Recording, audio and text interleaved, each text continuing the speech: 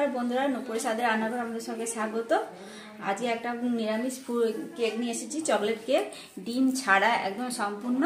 আর এর আগে একটা ফুড কেক দেখেছিলাম ডিম দিয়ে, আর অনেকে তো ডিম খেতে পছন্দ করে না, তাই এটা নিরামিষ একদম ফুড কেক। এই চকলেট কেকটা নিয়ে এসেছি চকলেট ছাড়া, আর বেকিং পাউডার বেকিং সোডা ছাড়াও কেক হয়।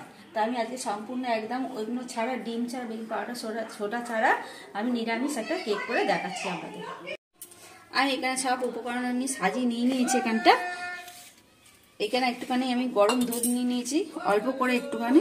এখানে গরুর দুধ আমি জাল দেওয়া নিয়ে নিয়েছি। আপনারা চাইলে মাদার ডেয়ারি দুধও নিয়ে জাল দিয়েও করতে পারেন এখানে, আর তাহলে কৌটো দুধও করতে পারেন। আমুল দুধের যে প্যাকেট পাওয়া যায় সেও জাল দিয়েও করতে পারবেন কেকটা। তা আমি এখানে গরুর দুধ হালকা জাল দেওয়া আছে। তা আমি এখানে একটা কফির প্যাকেট নিয়েছি। কফিটা একটু গুলে নেবো, একটু ঠান্ডা দুধে গলে যাবে না, উষ্ণ গরম চাই, তাই গুলে নিচ্ছি দুধটা।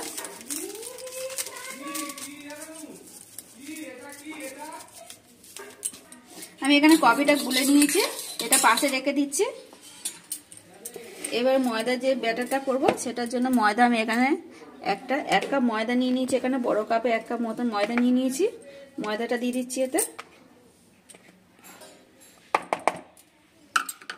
এখানে 4 কাপে 1 কাপ চিনি মেপে নিয়েছি, সেটাও দিয়ে দিচ্ছি এতে। আমি এখানে গুঁড়ো চিনি নিয়েছি, আপনারা চাইলে দানা চিনিটাও নিতে পারেন। গুঁড়ো চিনিটা নিয়ে সহজে তাড়াতাড়ি গলে যাবে। ময়দা চিনিটা দিয়ে দিয়েছি, আর দিয়ে দেবো এখানে একটা কৌটো আমুল দুধের প্যাকেট নিয়ে নিয়েছি, সেটাও দিয়ে দিচ্ছি এতে। আমি 10 টাকা দামে একটা গোটা প্যাকেটটাই দিয়ে দিলাম। এখানটা দিলে কৌটো দুধটা দিলে একটু টেস্টটাও ভালো হবে আর খেতেও ভালো লাগবে জিনিসটা। তাই একটু ভালো করে মিশিয়ে নিয়েছি সব সময়।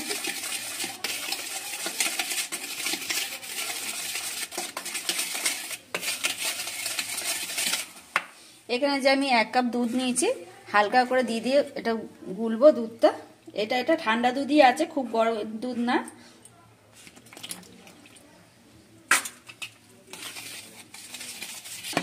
আমি ভালো করে দুধ দিয়ে গুলে নিয়েছি। এবার যে কফি দিয়ে যে দুধটা গুলে রেখেছি, এবার সেই দুধটা দিয়ে এবারটা মাখিয়ে নেবো ভালোভাবে।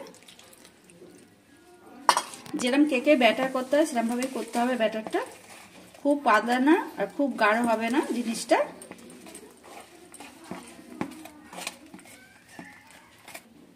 আমি কফি দুধটা সবটাই আমার লেগে গেছে এখানটা। আর এটা দেখুন কত সুন্দর এটা ফ্যাটানোটা হয়েছে। ফ্যাটানোটা একটু ভালো হলেই তাহলে কেক যত ফাটানো ভালো হবে তত কেকের ব্যাটার এই কেকটাও হালকা হবে আর খেতেও মুষ্টির মতন হবে, ভালোই লাগবে তাহলে খেতে কেকটা। দেখতেই পাচ্ছেন ব্যাটারটা কত সুন্দর হয়ে গেছে এখানটা। তা ব্যাটারটা আমি পাশে রেখে দিচ্ছি। আর এখানে একটা আমি বাটি বসিয়ে দিচ্ছি। বাটির মধ্যে গ্যাসের একটা স্ট্যান্ড নিয়ে নিচ্ছি, সেটাও দিয়ে দিচ্ছি। এটা একটু বাটিটা হালকা করে একটু গরম করে নেবো আগে। আর আমি এখানে যে 1 কাপ দুধ নিয়েছিলাম সে পুরো দুধটাই লাগেনি, হাফটা লেগেছে দুধটা। আর আমি এখানে একদম তেল ব্যবহার করিনি, তেল ছাড়াই করছি কেকটা দিয়ে। আর এখানে একটা আমি ইনো নিয়ে নিয়েছি, ইনোটা দিয়ে দিচ্ছি এতে।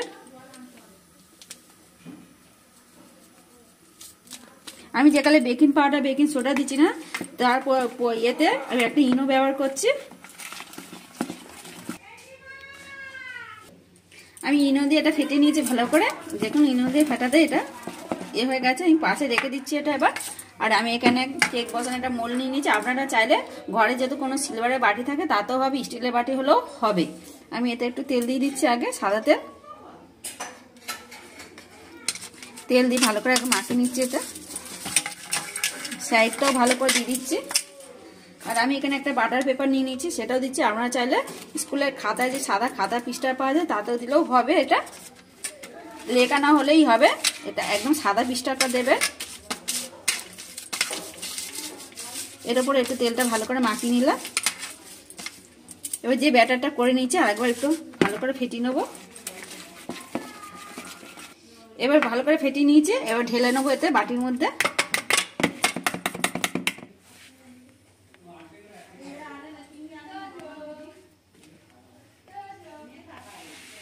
সব ব্যাটারটা ঢেলে নিয়েছি। এবার একটুখানি ভালো করে ঠুকে নেবো, ভেতরে কোনো চান্স থাকলে এটা ইয়ে হয়ে যাবে। একটু ট্যাপ করে নিয়েছি, নিয়ে এবার যে গরম হয়ে গেছে বাটিটা, এবার বসিয়ে দিচ্ছি। বসিয়ে দিয়েছি। এবার তার উপর আমি একটা চাটু নিয়ে নিয়েছি, চাটুটা চাপা দিয়ে দেবো। একটু ভারী জিনিস চাপা দিলে ভালোই হবে এটা।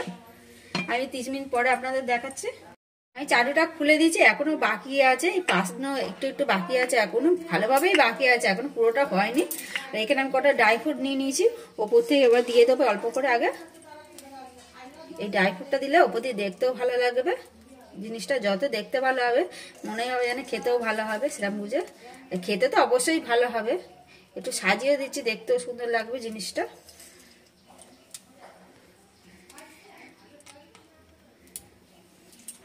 এবার আরেকবার চাপা দিয়ে দেবো আরেকবার। আর 30 মিনিট মতন হয়ে গেল এটা। এবারে কাটি একটু দেখবো কেমন হয়েছে ভেতরটা। এই দেখুন ভেতরে একদমই লাগছে না, তার মানে কেকটা ভালোভাবে একদম হয়ে গেছে, একদম লাগেনি। দেখুন হাতেও লাগছে না, কিচ্ছু হচ্ছে না, একদম একদম হাতে লাগেনি। এবার একটু গরম আছে, একটু ঠান্ডা হলে আমি খুলে দেখাচ্ছি আপনাদের। কেকটা তো আমি নামিয়ে নিয়েছি এখানে একটা প্লেটের মধ্যে, আর হালকা একটু গরমও আছে। পেছনে কাগজটাও তুলে নিয়েছি, দেখুন পেছনটা কত সুন্দর হয়ে গেছে। এই দেখুন কতটা নরম হয়েছে কেকটা, এই দেখুন অনেকটা নরম হয়েছে। ডিম ছাড়া যে বেকিং পাউডার, বেকিং সোডা ছাড়াও কেকই হয়। আমাদের ঘরে সবসময় থাকে না বেকিং পাউডার, বেকিং সোডা, তাই ঘর থেকে দোকান থেকে একটা ইনো আনলেই কেক হয়ে যাবে ভালোভাবে। তাই এবার কেটে নেবো, মাঝখান থেকে একটু কেটে নিচ্ছি।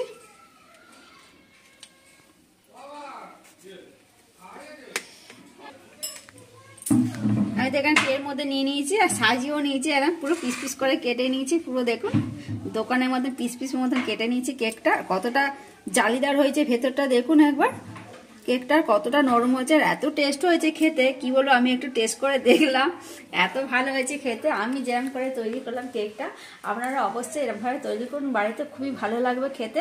আবার সবাই পছন্দ করবে ডিম ছাড়া কেকটা। যদি আমার এই চকলেট ছাড়া চকলেট কেকটা যদি আপনাদের ভালো লাগে অবশ্যই কমেন্ট করে জানাবেন, আর ভালো লাগলে লাইক শেয়ার করে দেবেন। আর এরকম নতুন নতুন রেসিপি পেতে আমার চ্যানেলটি সাবস্ক্রাইব করে পাশে থাকা বেল আইকনটি প্রেস করে দেবেন। আবার নতুন রেসিপি নিয়ে পরের ভিডিওতে দেখা হবে।